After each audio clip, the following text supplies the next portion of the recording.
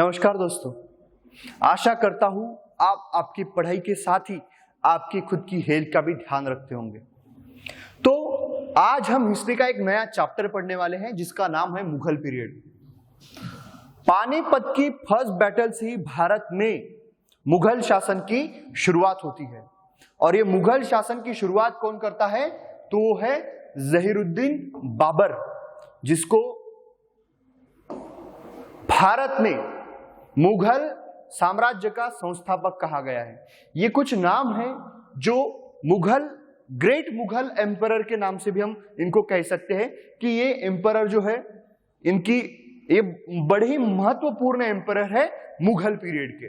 तो सबसे पहला जो है बाबर, जिसके बारे में हम जानेंगे। ये जो चार्ट है इसके बारे में मैं आपको जानकारी दूंगा, स्लाइड आपको भेज दूंगा जिसमें आपको ये समझ में आएगा कि किसके बाद कौन सा इंपॉर्टेंट रूलर हुआ है इस मुगल डायनेस्टी के अंदर। तो सबसे पहला है बाबर। इसकी रेंज 4 साल की ही थी। नाम है जहीरुद्दीन मोहम्मद। मूल नाम क्या है? जहीरुद्दीन मोहम्मद। इसको बाबर कहा गया है। अभी ये जो बाबर है इसका चित्र ऐसा दिखाया है मैंने, हालांकि हमको एक्चुअल चित्र आज भी उसका मालूम नहीं है कि बाबर कैसा दिखता था, बट एक चित्र दिखाया है जिसके द्वारा आपको समझ में आता है कि ये जो बाबर है 4 साल की रेंज में इसने मुगल साम्राज्य की स्थापना तो की, बट इतनी आसानी से उसको फर्स्ट बैटल के बाद भी राज्य नहीं मिला और भी बैटल्स उसको लड़नी पड़ी। तो ये जो है, जैसे मैंने कहा था कि फर्स्ट बैटल के साथ उसने अपना साम्राज्य बना लिया, स्थापित कर लिया। अभी उसने खुद को एम्परर ऑफ हिंदुस्तान इस नाम से, इस उपाधि से खुद को पुकारा है। अभी ये जानकारी हमें उसकी जो ऑटोबायोग्राफी उसने खुद ने लिखी थी जिसका नाम है बाबरनामा। याद रखो, बाबरनामा। इस बाबरनामा, इसको तुजुके बाबरी के नाम से भी जाना जाता है। अभी इसके बारे में भी हम आगे पढ़ेंगे। इसको किसने लिखा है? तो बाबर ने, जो उसकी खुद की ऑटोबायोग्राफी है। तो अभी ये राजपूत शासक थे मेवाड़ के राणा संग और बाबर, इन दोनों के बीच में खनुआ की लड़ाई हुई और ये जो खनुआ की लड़ाई है ये लड़ी गई 16 मार्च 1527 को। अभी इस बैटल में क्या होता है कि राणा संगा हार जाते हैं। किस बैटल में? Battle of Khanua. कब लड़ी गई थी? 1527। इसके आधार पर आपको क्वेश्चन पूछा गया है एनडीए की एग्जामिनेशन में कि बैटल ऑफ खनुआ किन दोनों शासकों के बीच में लड़ी गई? क्या रहेगा आंसर? बाबर और राणा संग। इनको राणा संग्राम के भी नाम से जाना जाता है। ये पॉइंट याद रखो। अभी उसने चंदेरी, अजमेर, ग्वालियर, आमेर, यहाँ के जो शासक है, मारवाड़ है, तो ये जो शासकों को है उसने डिफीट कर दिया था। किसने? बाबर ने। और यहाँ पर अपने राज्य की स्थापना की थी। अभी इसने गाजी एक टाइटल भी खुद को लगा लिया था। अभी मेदिनी राय, इनके साथ भी बाबर की चंदेरी में लड़ाई हो गई थी। तो ये चंदेरी की लड़ाई करके फेमस है जो 1528 में लड़ी गई थी। बाबर के बाद में हमें एक 4 साल की रेंज के बाद उसका जो पुत्र है हुमायूं, वो शासन में आता दिखाई देता है। तो भी ये हुमायूं के पीरियड में क्या होता है? हुमायूं जैसे ही गादी पर बैठता है, वो एक शासक तो थे, उसको राजपाट के धड़े भी मिल चुके थे अपने बाप से ही, बट क्या होता है कि 10 साल के बाद यहां भारत पर शेर शाह सूरी नामक एक आक्रामक शासन करने लगता है जिसका रिवॉल्ट होता है किसके अंडर में? तो हुमायूं इस शासक के राजकाल में। तो पहले तो हम हुमायूं के बारे में पढ़ते हैं कि हुमायूं की जो रेंज थी वो 1530 से लेकर 1556 की थी। हालांकि इसने इतने साल यहां पर राज नहीं किया। तो 1540 से लेकर 1555 ये जो समय था, ये हुमायूं की जिंदगी का सबसे कठिन समय था, क्योंकि इस समय में हुमायूं के हाथ का जो बाप ने कमा के दिया जो भी राज्य था वो पूरा का पूरा चला गया था। और किसने जीत लिया था? तो वो था शेर शाह सूरी। अभी ये शेर शाह सूरी और हुमायूं के बीच में 2 बैटल्स हुई, बैटल ऑफ चौसा और एक और बैटल होती है जिसका नाम मैं आगे आपको बताऊंगा कि इस बैटल में यह है बिलग्राम की लड़ाई, दूसरी बैटल। तो ये जो दोनों बैटल है, इन दोनों बैटल में शेर शाह सूरी इस हुमायूं को डिफीट कर देता है और खुद दिल्ली का शासक बनता है। अभी दिल्ली का शासक बनने के बाद ये जो हुमायूं है ये काबुल कंधार की तरफ भाग निकलता है। अभी वहां पर जाकर ये धीरे धीरे करके थोड़ी थोड़ी करके अपनी खुद की फिर से एक सेना खड़ी करता है। अभी ये सेना को लेके फिर से वो भारत पर अटैक करना चाहता है। इसके बारे में भी हम आगे जानते हैं। पहले तो ये शेर शाह सूरी के बारे में जानते हैं। ये शेर शाह सूरी ने भी कुछ बड़े ही बदलाव और भारत में सुधारणाएं लाने की सोची। तो अभी ये जो हुमायूं है उसको जैसे वो काबुल कंधार में होता है वैसे ही उधर ही उसको एक बेटा प्राप्त होता है जिसका नाम है अकबर, जिसको हम दी ग्रेट अकबर के नाम से भी जानते हैं, जो भारत के इतिहास में बड़ा ही प्रसिद्ध मुगल एम्परर है। इसका एक स्पेशल चैप्टर है हमारे इस मुगल पीरियड में जिसको हम आगे आने वाले पीरियड में पढ़ेंगे। बट याद रखो ये जो अकबर था इसका जो बचपन गया वो इतना कुछ अच्छा नहीं गया। हालांकि आज उसके जो काम है उसको हम अच्छी तरीके से याद रखते, बट उसका जो बचपन है वो बड़े ही दुखद भरा था, क्योंकि उसके बाप के पास खुद का राज्य नहीं था, इधर उधर भागना पड़ता था। तो क्या है कि अकबर का बचपन बड़ा ही दुख भरा था। तो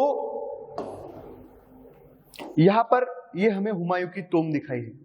हुमायूं की तोम दिल्ली में है।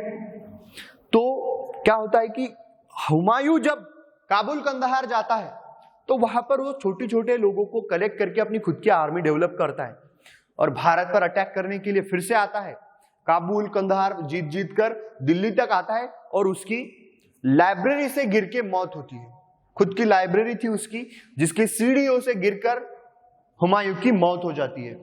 अभी इसका जो बेटा था अकबर वो उस समय में 13 या 14 इयर्स का होगा।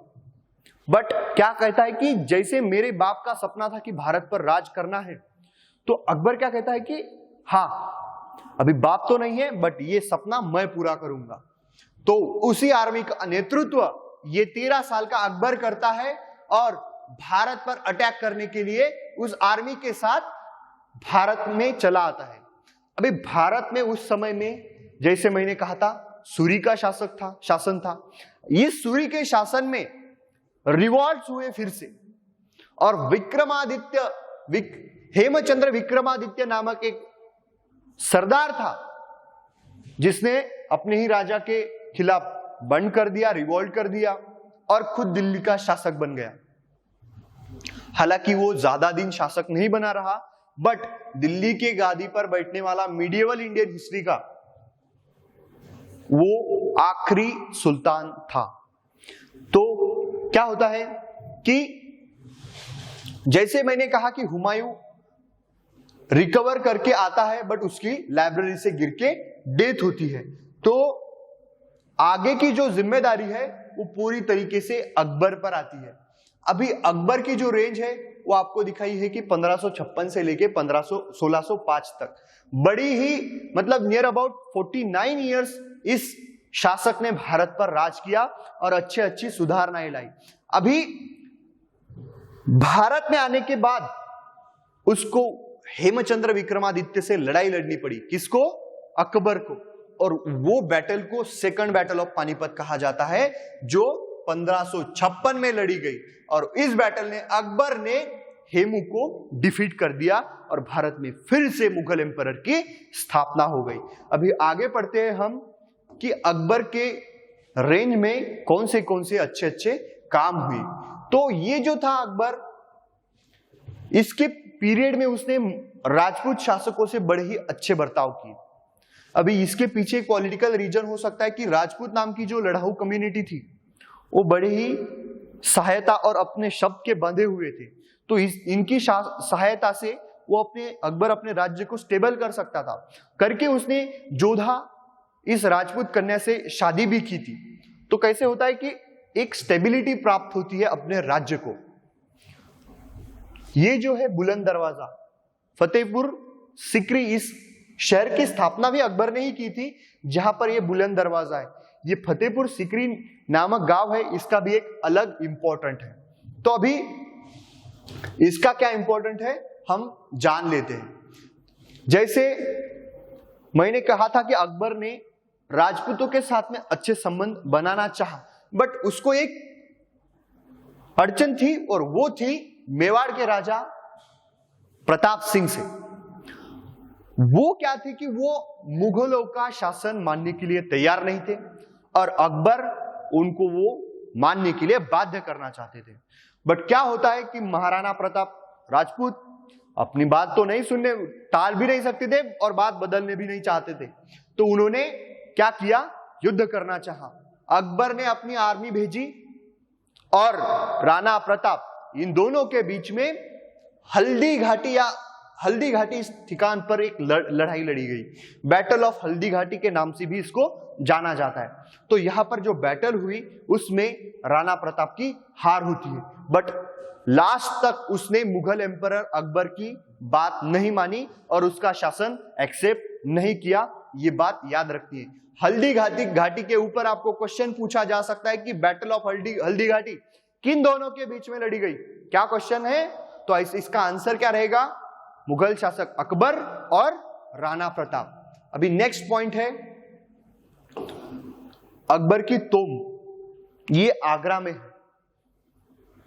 ये क्वेश्चन बन सकता है आपको कि अकबर की तोम कहां पर है, बट अकबर के पीरियड में और भी कुछ बातें होती है जिसके बारे में हम जानते हैं।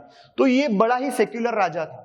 जैसे वो मुस्लिम तो था, तो मुस्लिमों के साथ अच्छा बर्ताव तो करता ही था, बट हिंदुओं के साथ भी वो अच्छा बर्ताव करता था। जिजिया नामक जो कर हिंदुओं को भरना पड़ता था, वो उसने एबोलिश कर दिया, खत्म कर दिया। आज से कोई जिजिया कर नहीं भरेगा। अभी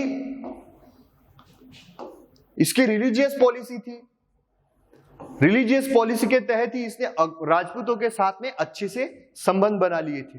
अभी क्या होता है कि बाबर, हुमायूं, इन दोनों से अलग था अकबर। इसको अपने धर्म का तो अभिमान था ही, जैसे मैंने कहा ये सेक्युलर आदमी था। उसने क्या कहा कि मुझे सारे धर्मों के, सारे रिलीजन के बारे में मुझे इंफॉर्मेशन पता होनी चाहिए, और इसके लिए ही उसने फतेहपुर सिकरी नामक जो गांव था, जो उसने शहर बसाया था, वहां पर उसने इबादत खाना नाम की एक इमारत बना ली। अब इस इमारत का क्या महत्व है, नाम याद रखो, इबादत खाना। कहां पर? फतेहपुर सिकरी में। तो यहां पर क्या होता था कि जैसे जो भी उस समय में हिंदू विद्वान थे, मुस्लिम विद्वान थे, या फिर क्रिश्चियन विद्वान थे, ये जो सारे विद्वान थे अलग अलग रिलीजन्स के, उन सारों को उस इबादत खाना बिल्डिंग में बुलाकर उनसे वो धार्मिक इंफॉर्मेशन, धार्मिक जो जानकारी थी, धार्मिक जो बातें थी, उस पर वाद विवाद करता था, चर्चा करता था। खुद अकबर उस डिस्कशन में पार्टिसिपेट करता था। और इन सारे धर्मों का कुछ बुरी भी चीजें हैं, कुछ अच्छी भी चीजें हैं सारे धर्मों में। तो उसने क्या किया कि सारी अच्छी अच्छी चीजें मिला के अपना खुद का एक रिलीजन बना लिया, और जिसको उसने दीन ए इलाही इस नाम से पुकारा है। और वो जो दीन ए इलाही है, इसके बारे में भी हम जानेंगे। अभी ये जो दीन ए इलाही है, इसके अलग अलग रूल्स थे, जिसके बारे में भी हम पढ़ेंगे नेक्स्ट स्लाइड में। तो इबादत खाना नाम की जो बिल्डिंग थी, वो हाउस ऑफ वर्शिप, जैसे मैंने कहा था कि अलग अलग विद्वानों को वहां पर बुला के वो अकबर डिस्कस करता था विद्वानों के साथ में। अभी ये जो रिलीजन था दीन ए इलाही, सम्राट के द्वारा निर्माण किया गया था, बट सम्राट चाहता तो इस रिलीजन को पूरे राज्य में फैला सकता था, पूरे राज्य का एक ही रिलीजन कर सकता था, सबको वो कंपेल कर सकता था कि आप इस रिलीजन को एक्सेप्ट कर लो। बट याद रखो, अकबर ने ऐसा नहीं किया। और कुछ खास लोगों ने, जैसे बिरबल ही या फिर 15-16 ही लोग थे जिन्होंने इस दीन ए इलाही नामक नए धर्म का स्वीकार कर लिया था। तो अभी ये जो धर्म है अकबर के साथ ही खत्म हो गया, ये इतने ज्यादा दिन टिक नहीं पाया। बट नाम याद रखना है कि दीन ए इलाही, इस धर्म की स्थापना किसने की, ऐसा क्वेश्चन पूछा जा सकता है तो वो है अकबर। अकबर द्वारा किस धर्म की स्थापना की गई है, उसका नाम है दीन ए इलाही। अभी इसमें अकबर ने लैंड रेवेन्यू सिस्टम में और एडमिनिस्ट्रेशन में भी कुछ बदलाव लाए। तो तोडरमल नामक एक राजा थे जिनकी हेल्प से लैंड रेवेन्यू एडमिनिस्ट्रेशन की सेटलमेंट की थी अकबर ने। किनके द्वारा? तोडरमल, राजा तोडरमल द्वारा। अभी उसके बाद मनसबदारी नाम का सिस्टम भारत में इंट्रोड्यूस किसने किया, तो वो है अकबर।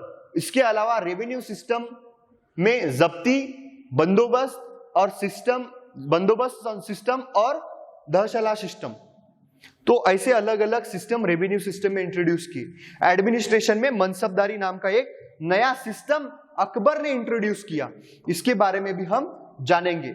ये मनसबदारी सिस्टम है, ये एडमिनिस्ट्रेशन का पार्ट है।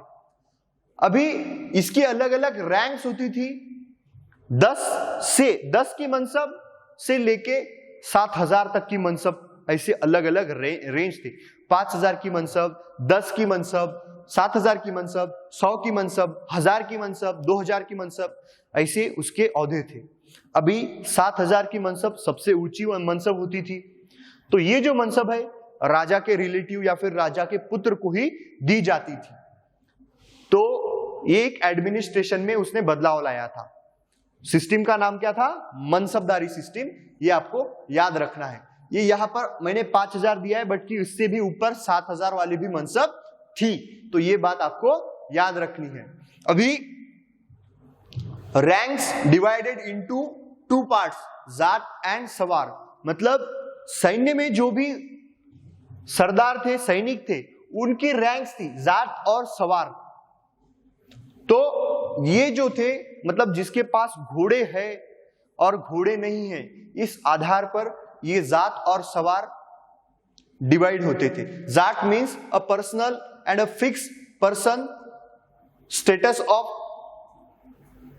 और उसके बाद में है सवार rank, indicates the number of cavalryman and the person who was required to maintain.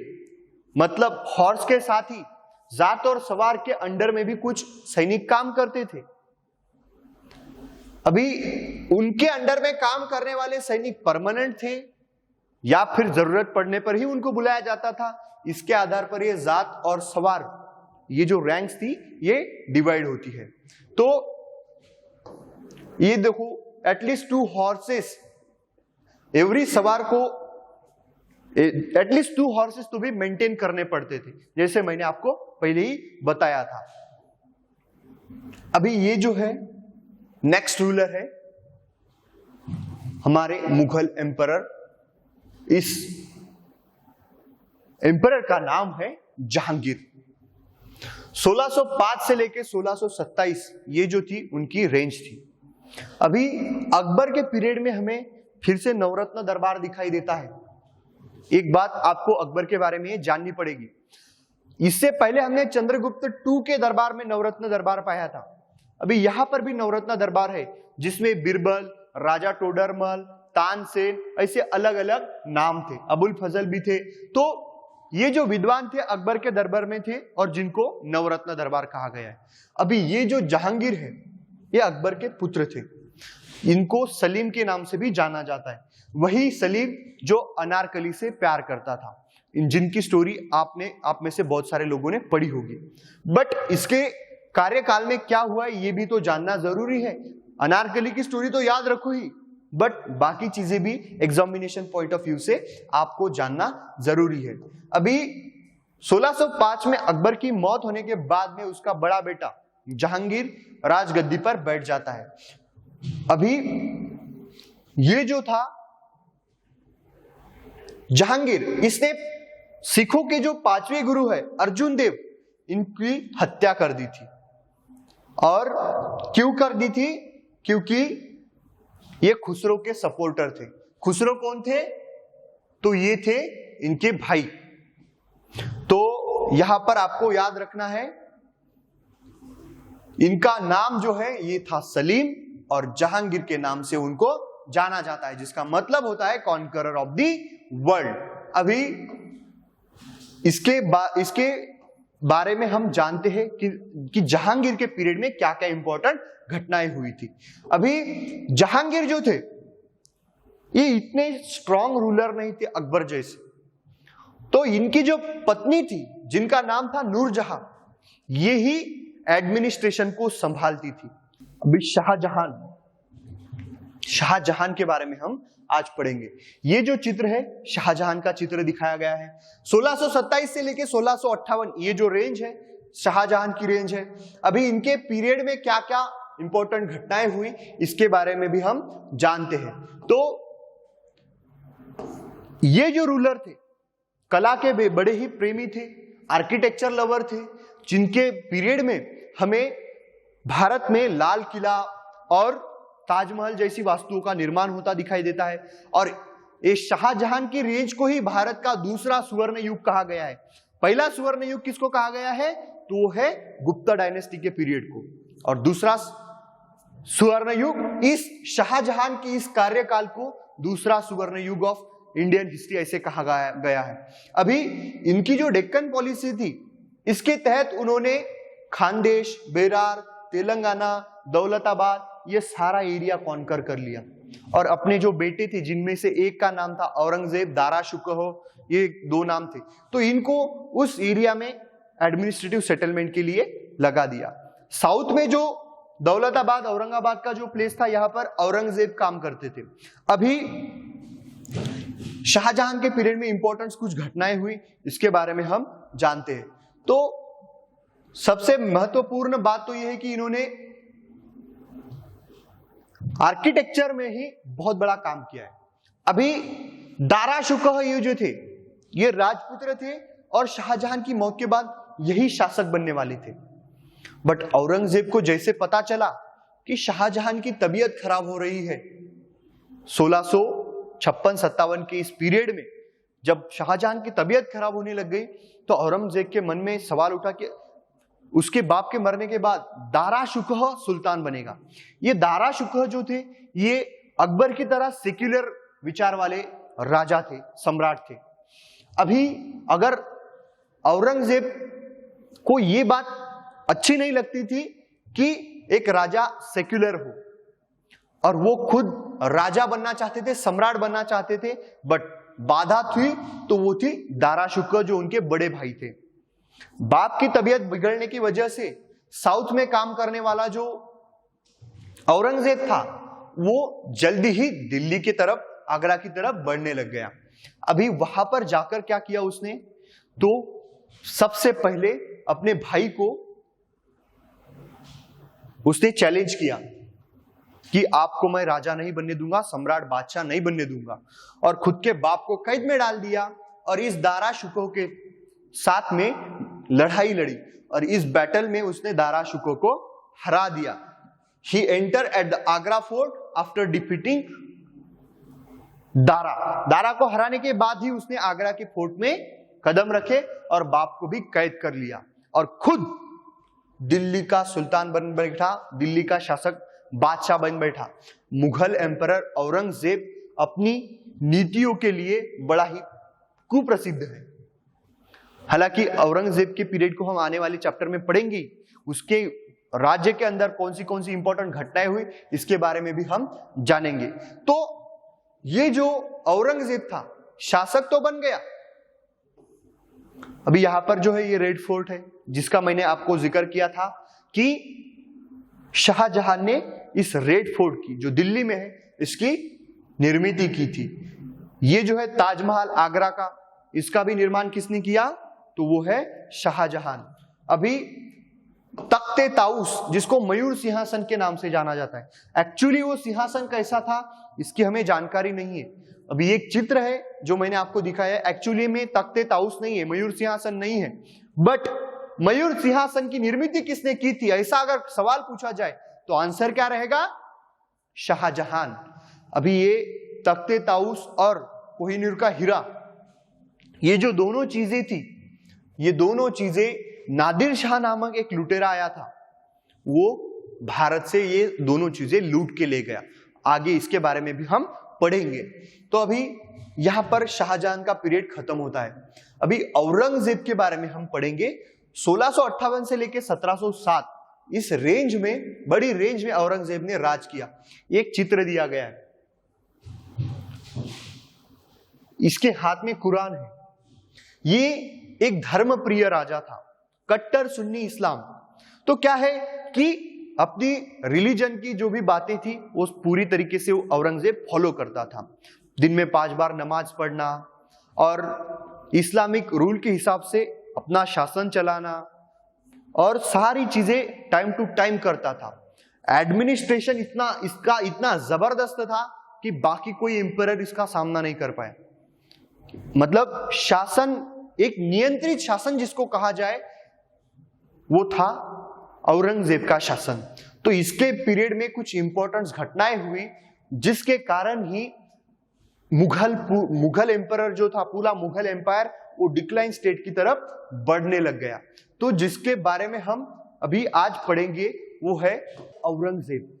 अभी औरंगजेब ने ऐसा क्या किया था जिसकी वजह से पूरा साम्राज्य नष्ट होने की कगार पर चला गया था? तो याद रखो, उस समय में भारत में, उस समय का भारत जो था, बांग्लादेश, पाकिस्तान और भारत का जो नॉर्थ इंडिया का एरिया जो है वो पूरा मुगल एम्परर के अंदर में आता था। अभी इसकी पॉलिसी, औरंगजेब की पॉलिसी के वजह से ही मुगल साम्राज्य डिक्लाइन स्टेट की तरफ बढ़ता गया। साउथ में इस समय में, औरंगजेब की समय में, शिवाजी महाराज का मराठा स्टेट उभरता हुआ दिखाई देता है। अभी बहमनी जो शासन था, इसकी 5 अलग अलग शाखाएं बनी थी, निजामशाही, कुतुबशाही और आदिलशाही। इसमें से वो 3 थी, महत्वपूर्ण 3 जो थी वो थी निजामशाही, कुतुबशाही और आदिलशाही। तो क्या होता है कि ये जो औरंगजेब है, उसके जीवन के आखिरी के जो 25 ईयर्स थे, उसने ये जो साउथ इंडिया के मराठा स्टेट है, बीजापुर का स्टेट है और कुतुब शाह का स्टेट है, इसको जीतने में खर्च किए। पूरा ध्यान, पूरी आर्मी, पूरा एडमिनिस्ट्रेशन साउथ इंडिया पर लगा दिया, उसको कॉन्कर करने पर ही लगा दिया। नॉर्थ इंडिया में रिवॉल्ट्स होते रहे जिसके ऊपर उसका कोई नियंत्रण नहीं रहा। और इसी का कारण है कि औरंगजेब की डेथ के बाद भारत में मुगल साम्राज्य डिक्लाइन स्टेट की तरफ बढ़ता हुआ हमें दिखाई देता है। अभी औरंगजेब के बारे में कुछ महत्वपूर्ण बातें हैं कि रिवॉल्ट्स होते, जाट्स और सतनामीज का रिवॉल्ट्स हुआ था, सिख्स का भी रिवॉल्ट्स हुआ था नॉर्थ इंडिया में, और मराठों ने भी आखिर में, जैसे मराठों पर आक्रमण किया तो मराठों ने ही खुद का राज्य बचाने के लिए मुगल आर्मी के साथ में लड़ाई शुरू कर दी। और जिस 25 साल की लड़ाई में औरंगजेब का बहुत सारा नुकसान हो गया, और इसी नुकसान के कारण मुगल साम्राज्य जो है डिक्लाइन स्टेट की तरफ बढ़ता गया। जैसे यहां पर लिखा है, in the same time Shivaji the Maratha ruler curved an independent Maratha kingdom in the territories of north and south Konkan. ये शिवाजी महाराज का जो साम्राज्य है, जिसको जीतने के लिए औरंगजेब ने बहुत प्रयास किए थे, बट आखिर तक उसको सक्सेस नहीं मिल पाई। बीजापुर और गोलकोंडा 1686 में उसने बीजापुर जीत लिया और 1687 में गोलकोंडा जीत लिया, पर उसकी डेथ तक उसको, मतलब 1707 तक वो मराठों के साथ टक्कर लेता रहा, बट उसको सक्सेस नहीं मिल पाई। राजाराम जो थे वो ज्यादा दिन तक जीवित नहीं रह पाए, उनको भी एक रोग हो गया और 1700 में उनकी भी कम आयु में ही मौत हो गई। और ये जो बिखरा हुआ मराठा साम्राज्य था, उसको फिर से एक नया जोश भरा संताजी धनाजी ने, ताराबाई ने, इन सारों ने मिलके औरंगजेब की बहुत बड़ी आर्मी के साथ, 4 लाख की आर्मी के साथ टक्कर दी। अभी रिलीजियस पॉलिसीज भी औरंगजेब की ऐसी थी जिसके कारण उसको रिवॉल्ट झेलने पड़े। अभी बहुत सारे लोगों पर ऐसा कहा जाता है कि उसने इंपोज किया कि लोगों को धर्मांतरण करने के लिए, लोगों पर दबाव बनाना शुरू किया कि आप इस्लाम में कन्वर्ट हो। तो ऐसा जो शासक है उसका शासन ज्यादा दिन तक नहीं टिक पाता, और वही हुआ कि औरंगजेब के बाद में उसका शासन डिक्लाइन स्टेट पर बढ़ता गया। अभी उसने जो है अपने राज्य में भांग, ड्रग्स, इस सभी पर बैन लगा दिए थे। अभी म्यूजिक पर भी, जैसे इस्लामिक धर्म में म्यूजिक इसको अच्छा नहीं माना जाता, संगीत को सुनना भी अच्छा नहीं माना जाता, तो उसने औरंगजेब ने म्यूजिक को भी अपने दरबार से और अपने राज्य से बैन कर दिया था। अभी आगे में ये जो झरोखा दर्शन जो प्रथा थी ये अकबर ने शुरू की थी।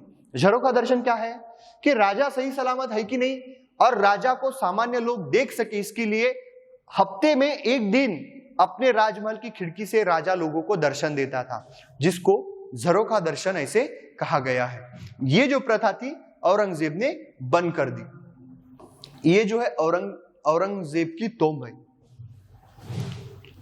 महाराष्ट्र में मराठाओं से लड़ते लड़ते यहीं पर औरंगजेब मर गए, तो वो है खुलताबाद में, जो कि आज के औरंगाबाद के पास में है। ये ऐसी औरंगजेब की कब्र है। अभी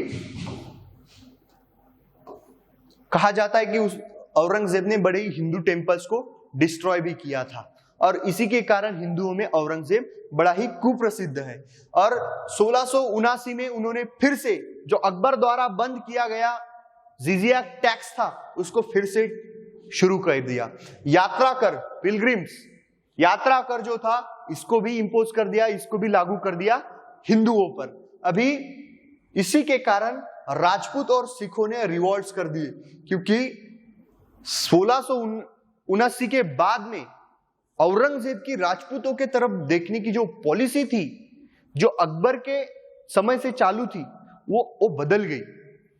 और करके क्या हो गया कि 1679 में राजपूतों ने भी रिवॉल्ट्स कर दिए औरंगजेब के खिलाफ। तो सिखों के भी रिवॉल्ट्स करने का कारण यह था कि सिखों के 9 जो गुरु थे, तेज बहादुर सिंह, क्वेश्चन पूछा जा सकता है कि किस सिख गुरु की हत्या औरंगजेब ने की, तो वो थे 9 सिख गुरु तेज बहादुर सिंह। ऐसा क्वेश्चन आपको पूछा जा सकता है। और इसी के कारण सिखों ने भी मुगल एम्परर के खिलाफ रिवॉल्ट्स करना शुरू कर दिया।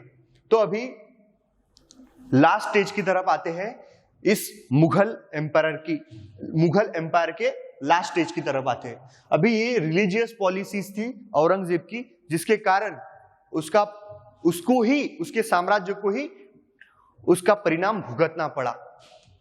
और भारत में औरंगजेब मरने के बाद अवध के नवाब है, बंगाल के नवाब है, हैदराबाद का निजाम है, और मराठा स्टेट था साउथ में। ये छोटे छोटे जो राज्य थे ये स्वतंत्र होने शुरू हो गए, और औरंगजेब के बाद में ही ये जो स्टेट्स थे स्वतंत्र हो गए और इनने अपना खुद का शासन बना लिया। अब ये पर्सनैलिटी और उसका पर्सनल कैरेक्टर कैसा था औरंगजेब का, जैसे वो मैंने कहा था कि ये खुद ऑर्थोडॉक्स सुन्नी मुस्लिम था, और अरेबिक और पर्शियन लैंग्वेज जो थे इसको खुद को अच्छी तरीके से आते हैं। कहा जाता है कि औरंगजेब खुद का जो डेली खर्चा था वो जो है टोपी सिल कर वो बेचता था, और उसी के आधार पर उसका खुद का खर्चा चलाता था। मतलब एक वेल डिसिप्लिन और काट कसर वाला जिंदगी जीने वाला शासक था औरंगजेब, ऐसा कहा जाता है। दिन में 5 बार वो नमाज पढ़ता था, रमजान के उपवास जो थे वो स्ट्रिक्टली फॉलो करता था, और ये एक महत्वपूर्ण कारण है। जैसे मैंने कहा था, he misunderstood the true nature of Maratha state. 25 साल लगा दिए लेकिन मराठा स्टेट को वो हरा नहीं पाया। ये बात यहां पर याद रखनी है। अभी कुछ और पॉइंट्स है, इसी के कारण मराठाओं के साथ में उसकी प्रॉब्लम हुई, but Maratha till the end of Aurangzeb, till the death of Aurangzeb मुगलों से टक्कर लेते रहे। अभी क्या होता है कि औरंगजेब के बाद उसके जो पुत्र यहां पर शासन करने के लिए आते हैं, तो उनका भी नियंत्रण उतना ज्यादा नहीं रहता, और जैसे मैंने कहा था कि छोटे छोटे राज्य हमारे भारत में बिल्डअप होने शुरू होते हैं।